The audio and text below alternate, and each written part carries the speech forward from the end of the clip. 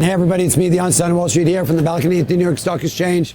Well, calling it a wild and crazy day, calling it a wild and crazy June. Forget about it. I don't even know what to say to everybody, but June is a wild and crazy month historically for lots of different reasons. It is the end of the, first of all, the end of June is the end of the month, it's the end of the quarter, it's the end of the half. There's the Russell reconstitution, there's a huge, massive S&P rebalance. But depending on what happened in January through May, obviously June is going to sort of suffer or benefit from all the different movement and escalations of price and stock and everything else. We've been on a roller coaster. We've been at war, right? We've got oil prices hanging out above 90, 95 for a sustainable period of time. Massive effects, obviously, on data that came out today, which was not particularly good, on inflation, on job creation, on a lot of different things. However, at the end of the day, the market's disengaged basically away from what's going on in the Middle East and decided that they don't want to suffer like they did last year on that February, March, and April sell-off. They're going to get ahead of the ball and realize that the lifeblood of the market are earnings and guidance. They're going to start buying the market on that kind of a shopping list mentality and not wait until it's too late. Because when it's too late, we're going to be playing catch-up for the rest of the year, and that's what they did. Where does that leave us? Day after day, month after month, within this wild little March, April, May, June type of a scenario. We've seen record highs day after day in every single indices. We went from 6,300 to 7,600 on the S&P. We went to 46,000 to 50,000, 51,000 on the Dow. Crazy valuations, crazy numbers, crazy. It's so frothy, it's like a friggin' crazy cappuccino at Starbucks. However, the movement in the market, in individual stocks, around earnings have been so absolutely irrational, right? In the old days, you'd hear about it, earnings predicted well, it comes out, you buy it, it comes out, earnings are good, it's up $2-3, make a sale, it's a beautiful thing. Now, if they love a stock, it's up $50, $60. Marvell, recommended by Jensen Huang, up $64, up $13 the next day. I mean, that's insane. When they love it, it's irrational, and they're just going to buy everything on earth. If they don't like it, this market is not particularly forgiving. Broadcom, Micron down 18% the other day. No one better to understand the historic value of all this information, the market up to date, than anybody. The smartest guy in the street is Tim Anderson, and I brought him in to share his experience, strength, and hope with us. So I talked to Tim a couple of days ago trying to get a little bit of input in this, because on Wednesday we closed the record highs and we're going like, what's really going on here? What's the next move? And he said he really feels that the valuations are frothy, that there's going to be a little bit of selling. We saw that on Wednesday the market was down. And his interpretation of it was, this is profit taking. All due respect profit taking, basically, because where's the market going to go? War over? Are we going to go higher? Absolutely. But if you're in stocks, if you're trading stocks on earnings and all that kind of other stuff, taking a little money off the table is the smartest thing to do. And that's what it felt like happened. However, yesterday we came in, I thought, and Tim thought, we were going to have some follow through on that sell side. We did not. We had our Dow up 1,000 on the financials, on Goldman and all that schmutzes, and we had, even though the S&P started red, we ended up with closing the day green. Now, that leads us to today. It is a Friday, and this market is getting clocked like a clean clock, like I haven't seen for a while. We're down 130 something handles on the S&P. The Dow is not, also down significantly. Talk to me, Tim. Okay, so this is the move that I thought we were going to have yesterday. Obviously, on Wednesday, at the end of the day, you had mentioned that there was a billion share sell program we had that came in. It turned out it was $2 billion in the last 5 minutes of the day, almost as if somebody knew something. Yep. And then after the close, Google announced an $8 billion mixed shelf offering, which they did. The stock was down 6 or 7 points at the end of the day on Wednesday. So they sold bonds, they sold stock, they sold converts. Okay. It was very like raising capital. It was very well raising capital. It was very well placed. Okay. And after being down 6 on Wednesday, Google was up 13 on Thursday, yesterday. Along with the crazy rally. So it was very well received. And also after the close, you had Broadcom. Right. Missed on earnings. Give their earnings, which were, in line, but everybody wants a beat, especially with the move that these stocks have had. Yes. And they also gave very cautious guidance going forward for the rest of the year. And the stock was down 15 to 18%. It's, was a $650 stock. Right. It was a $400 stock the next morning. Right. And it was, causing a lot of selling in the sector overnight. When you get up, Micron, you get up Broadcom. Thursday morning. Micron, which has had a multiple fold Massive move run, to the upside, right. was down 80 or 90 bucks. It's still way up. These moves but you are got to realize, a lot of these stocks now, a lot of these stocks have had 30, 40, 50% moves on the upside. Not just this year, but since April 1st. Yeah, exactly. April and May, Right. and now we're in June. But since the beginning of the second quarter, there are so many stocks that are up 30 to 50%. Right. And we're coming into a time now where we're going to have a couple of big rebalancings. Yep. We're going into the end of the year, and what we saw this year in January, when we had some tech weakness, Right. tech had a really big move at the end of 25. Correct. And all because of a AI sudden, was suddenly a bubble. Remember that? Oh, sorry. all of a sudden, a lot of portfolio managers that were not necessarily dedicated tech managers Right. were like, oh my God, tech is now On sale. 50%. Yeah. 50% of my portfolio, and I really don't want it to be more than, or any other group, I don't Right. want it to be more than 30%. Right.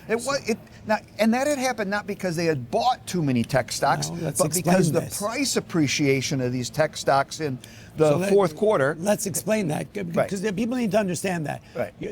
So many of the portfolios and the funds and the family offices and all that kind of stuff have allocations that they need. They need percentages in each of their each of these portfolios to be 30% tech, 20% this, whatever it is. Some of it had written down in their charter. Correct. And some of it's just their own professional discipline. Right, and so they will buy those, okay, and they will be just right on, and that will be fine. However, with when you're talking about $2 or $3 moves in a stock, it's not going to affect the weighting within those portfolios. But when you have a 50 and 60 and 50%, $50-$60 move and a 50 and 60% move in a stock in a sector, suddenly you're way overweighted on the edge of your skis just because of the price. Right. And that means it's time that you need to rebalance it. Explain it. And so there I you go. think that we'll see. And nobody but you knows this shit. I That's think what's so we'll good see about some of this coming into the end of the month. Okay. Okay, we're early in the month, obviously. Right. But I think we'll see this as we get into the month a little bit.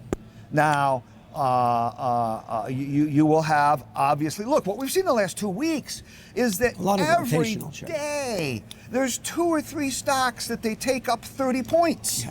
Yeah. Whether it's for whatever reason, whether it's earnings or it's a Marvell commentary, on, right? Exactly. Jensen Huang's comments, $65. whether it's just somebody on some comments about What was SanDisk. the other chip stock? supply. SanDisk. You're exactly. The SanDisk on the Isn't that stock up from into the thousands from? Yes, it's 1,600, and it was 700 at the 250, beginning of the exactly, year, and it right. was 200 a year ago. Exactly. So it's just the It's irrational moves enthusiasm. the moves are too parabolic Yeah.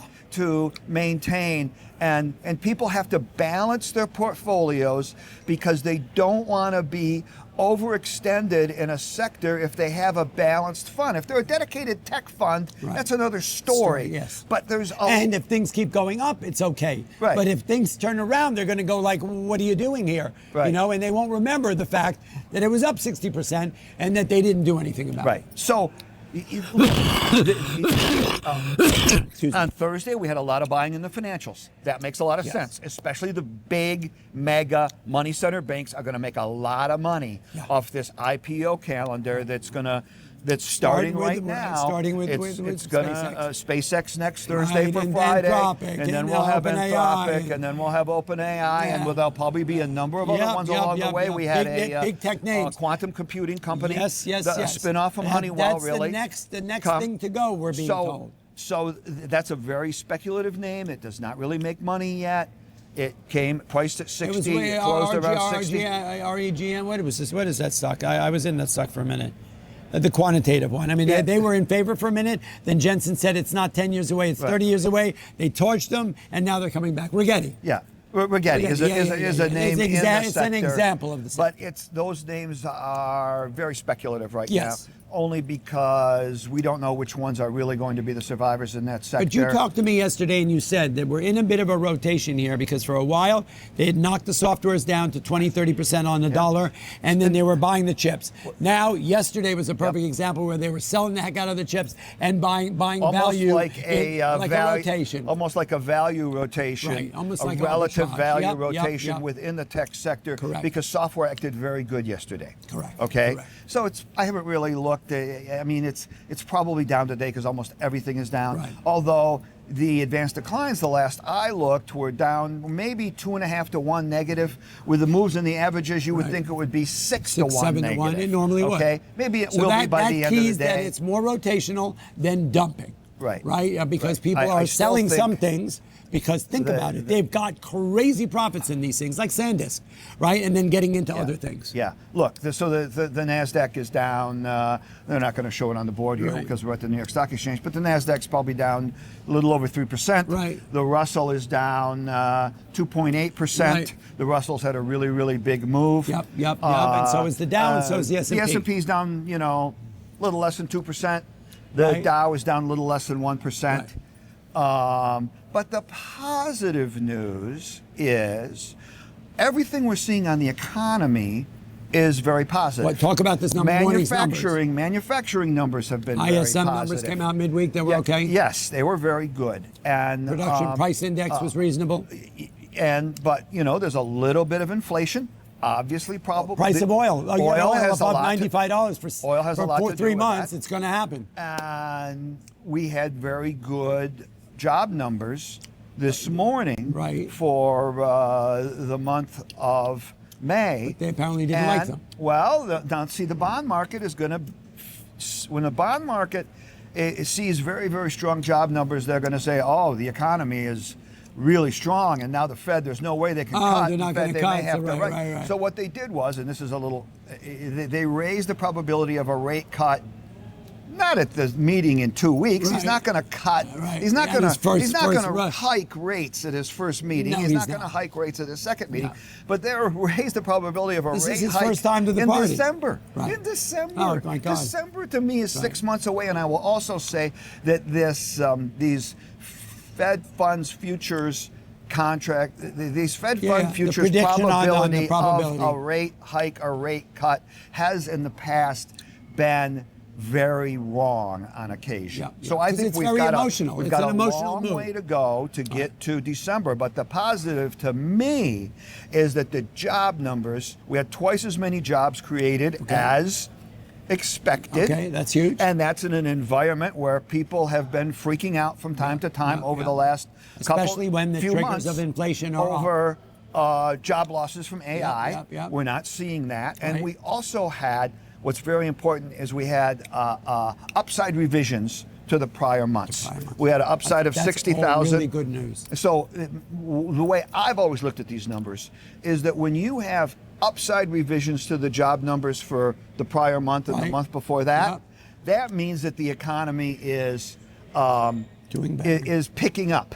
And the jobs are picking up because it all starts with surveys, and then the revisions come from real hard data. Hard cash. So when you get downside revisions for the prior months, that means that the economy is slowing down. Right. So we're not slowing down. We're not going to have a recession.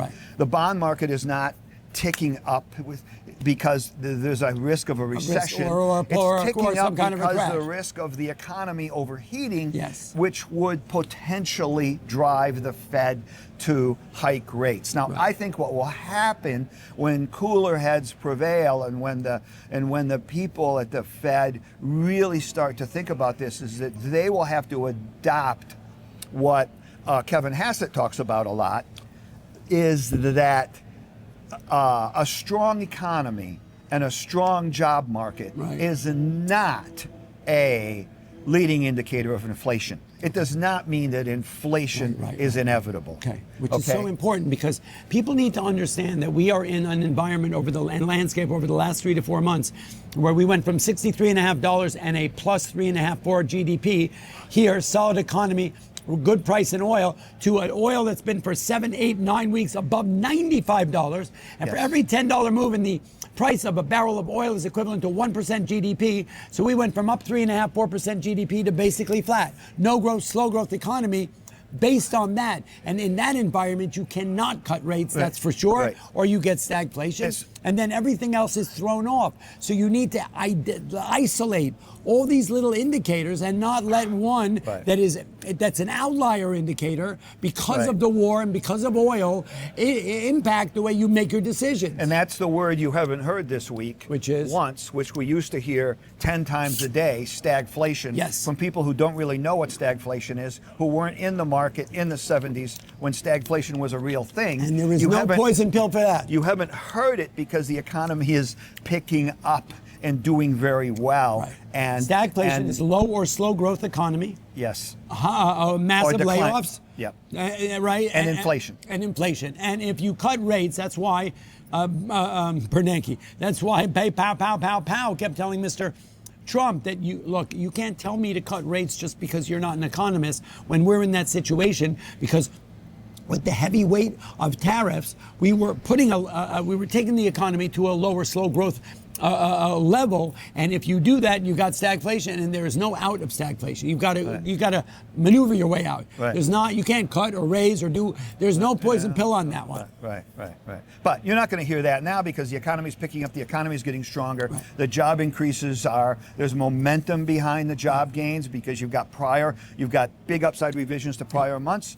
You've got this month where you had twice the job gains people had anticipated, and we're most likely going to see that again the next couple of months. Okay, We're not there yet, but you know what? Look, one day does not make a market. The market is getting its clock clean. It is profit taking. That's what it seems. And Timmy, the smart man, Anderson, told us that a couple of days ago.